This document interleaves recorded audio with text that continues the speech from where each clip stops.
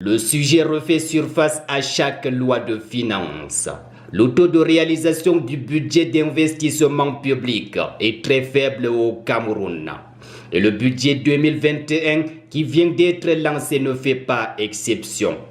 Face à ce constat, la priorité du PIB de cette année a été orientée vers l'achèvement de tous les grands projets de première génération. 70% des ressources prévues seront allouées à la finalisation des projets en cours. Les règles de maturation des projets d'investissement public ont été scrupuleusement appliquées, notamment l'obtention du visa de maturation préalablement à l'inscription de tout projet dans le budget d'investissement public. L'exemple le plus frappant de la non-exécution des projets en cours dans la région de l'Adamawa est la construction du barrage de Biniwarak et la route Ngaoundéré-Paro, qui avait été dotée d'importantes sommes en 2020. Outre le fait d'allouer 70% des ressources budgétaires à l'achèvement des vastes projets, le gouvernement devrait relever une série de défis comme la mise en place d'une politique de rigueur budgétaire en vue de réduire l'importation des matières premières qui greffent la balance commerciale du Cameroun. La loi de finances 2021 vient avec l'impôt substitution.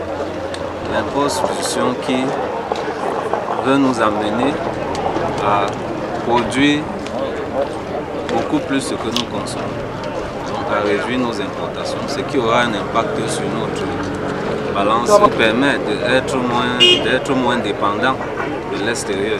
En 2021, le gouvernement envisage aussi la réalisation du plan présidentiel de reconstruction et de développement des régions affectées par les crises sécuritaires, l'accélération de la décentralisation, la relance de l'activité économique à travers l'allègement de la charge fiscale qui inclut la mise en place d'un dispositif d'assistance aux PME.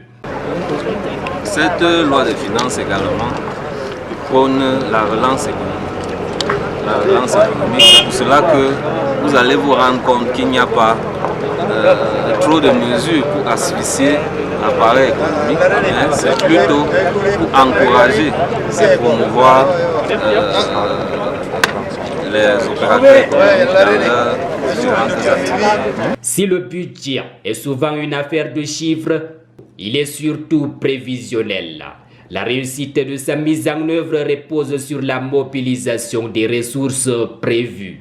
Dans un pays où la corruption et les détournements par les gestionnaires des fonds publics se pratiquent quotidiennement, rien ne garantit la finalisation de ces projets.